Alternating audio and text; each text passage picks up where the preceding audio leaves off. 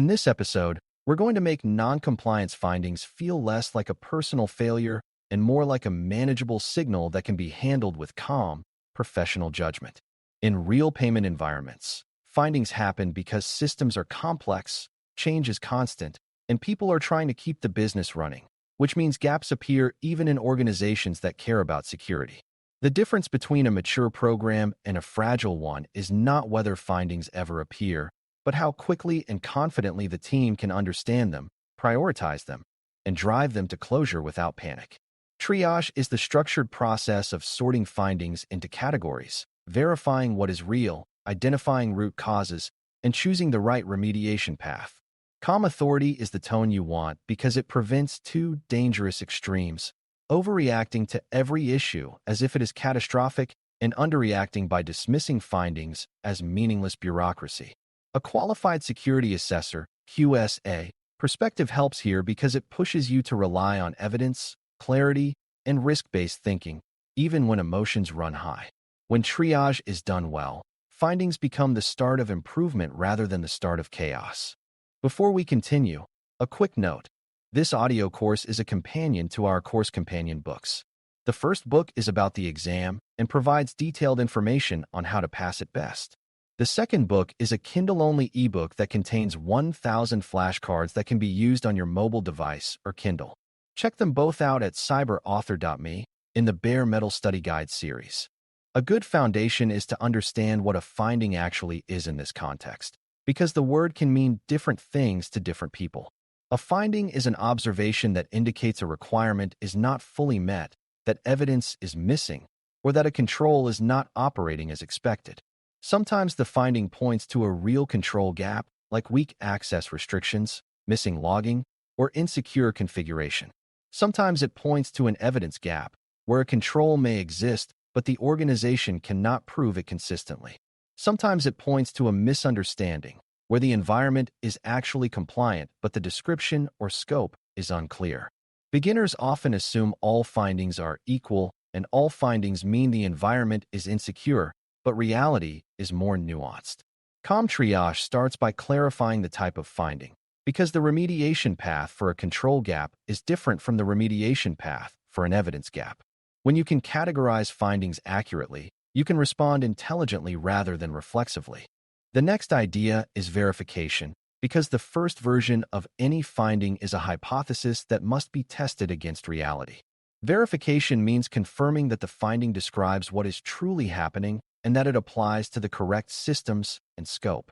This step matters because environments are complex and misinterpretations can occur, especially when diagrams, inventories, and access lists are outdated. Verification also helps avoid wasted effort, because fixing something that is not actually broken consumes time and creates risk through unnecessary change. Beginners sometimes think verification is arguing, but it is not about arguing. It is about ensuring the problem statement is precise before you act. In a payment environment, precise problem statements prevent remediation from introducing new issues, such as breaking a payment flow while trying to correct a perceived configuration problem. Calm authority means you can say, with professionalism, that you will validate the observation and then act based on evidence. That stance protects both security and operations. Root cause thinking is the next layer, because fixing symptoms without addressing underlying causes leads to recurring findings year after year. A root cause might be a process gap, like lack of access reviews, or it might be a technical gap, like inconsistent configuration baselines, or it might be an ownership gap, where nobody is responsible for a control area. Beginners often focus on the fastest visible fix, such as changing a setting, but that can leave the same weakness ready to return with the next change or deployment. Calm triage asks what allowed the issue to exist and persist, and what must change so it does not reappear. For example, if a scan repeatedly finds the same exposure on new systems, the root cause might be a flawed deployment template rather than negligence by individuals. If logs are missing from certain systems, the root cause might be a missing onboarding step for log forwarding rather than a single forgotten configuration.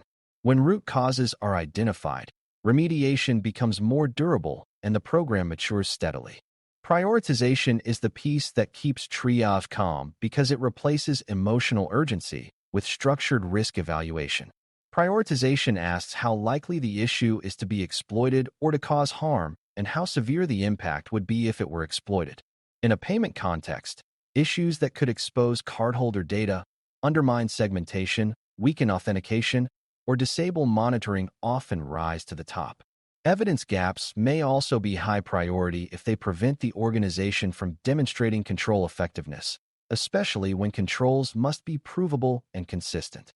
Beginners sometimes either treat everything as urgent or treat everything as low priority to avoid discomfort, but calm authority lives in the middle, where you can rank issues and create a plan that matches real risk and operational capacity. Prioritization also considers dependencies, because some fixes must happen before others, such as correcting identity controls before tightening access paths. A mature triage process creates an ordered path to closure that the organization can execute without thrashing. That ordered path is what makes the team look and feel in control.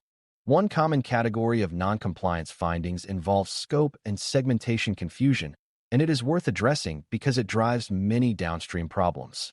Organizations may claim certain systems are out of scope, while network paths or shared services create connectivity that pulls them back into scope.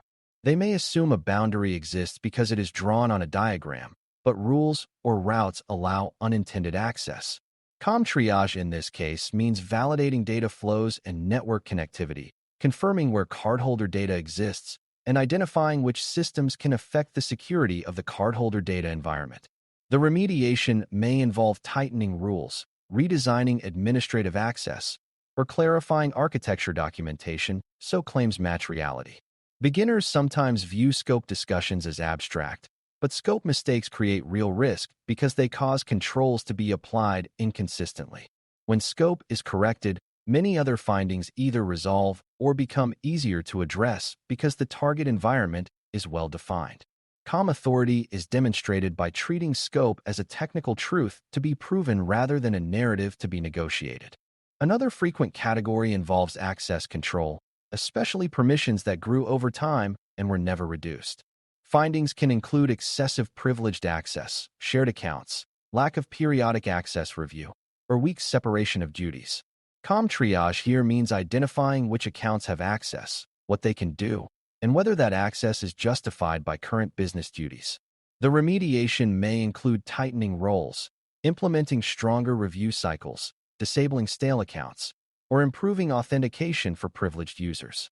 Beginners sometimes think the fix is simply to remove access, but removing access without understanding dependencies can break operations and create unsafe workarounds.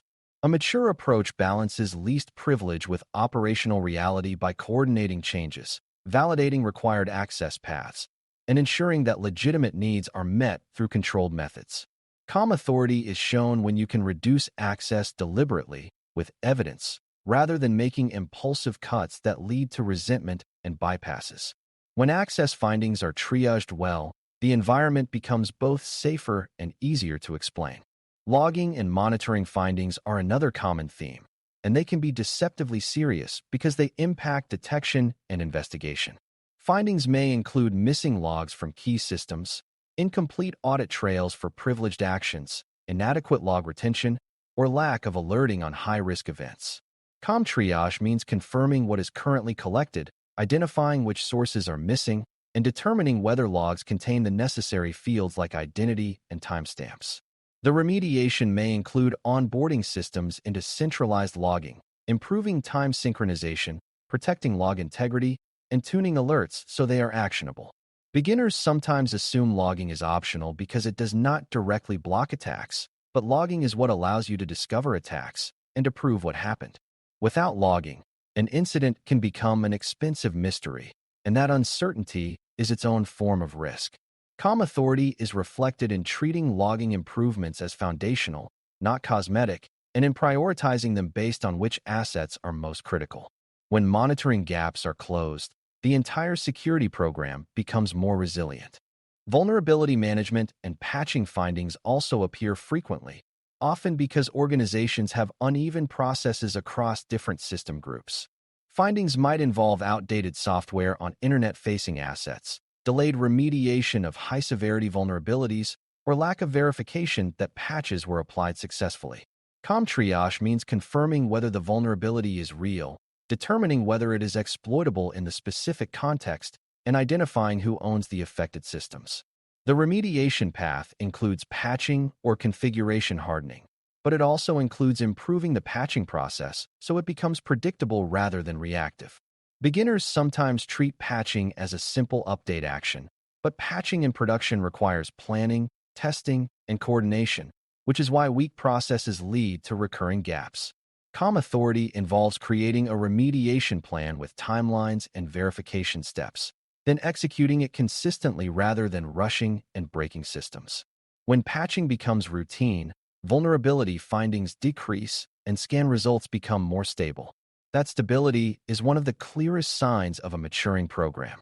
Cryptography and key management findings can be especially stressful because they feel technical and high stakes, but triage applies here as well. Findings might involve weak protocol support, inconsistent encryption of stored data, poor key handling practices, or unclear evidence of key rotation and access controls. Triage means first clarifying what data is being protected, what cryptographic controls are in use, and who can access keys or perform decryption operations. Remediation often includes tightening configurations, improving key management processes, and ensuring that encryption is applied where required without unsafe exceptions. Beginners sometimes think cryptography issues require radical redesign, but many issues are about discipline, such as removing legacy protocol support or centralizing key control. The authority comes from treating cryptography as a controlled system with policies, evidence, and monitoring, not as a mysterious black box. When cryptography findings are handled methodically, the organization gains stronger protection and clearer proof, which reduces both risk and audit anxiety. Documentation and evidence gaps are among the most common findings, and they can be frustrating because they sometimes feel disconnected from real security. Triage recognizes that evidence is part of security because controls that cannot be demonstrated are difficult to manage and easy to drift. Evidence gaps can include missing records of access reviews, incomplete change management documentation, outdated network diagrams, or inconsistent incident response testing records. The remediation is often to improve how evidence is captured during routine operations rather than scrambling to reconstruct it later. Beginners sometimes assume the solution is to create documents quickly, but quick documents can be inaccurate, and inaccurate evidence creates more risk by masking reality. A better approach is to integrate evidence capture into workflows, such as storing review records when reviews occur and maintaining diagrams as part of change processes. Authority shows up when you treat documentation as a reflection of reality and insist on accuracy, even if it takes discipline to build. Over time, strong evidence practices reduce findings because the program becomes easier to verify and easier to maintain. As you bring all of these triage ideas together, triaging common noncompliance findings with authority becomes a structured approach to turning observations into durable improvement. You begin by classifying findings as control gaps, evidence gaps, or misunderstandings. Then you verify each finding against real scope and real system behavior. You identify root causes so fixes last beyond the current assessment cycle, and you prioritize based on realistic risk and operational impact. You handle scope, access, logging, vulnerability management, cryptography, and evidence issues with the same discipline method, resisting both panic and dismissal. You coordinate remediation so changes do not break operations and do not create unsafe workarounds, and you validate fixes through retesting and updated evidence. When this approach becomes routine, findings stop feeling like emergencies and start feeling like inputs to a continuous improvement cycle.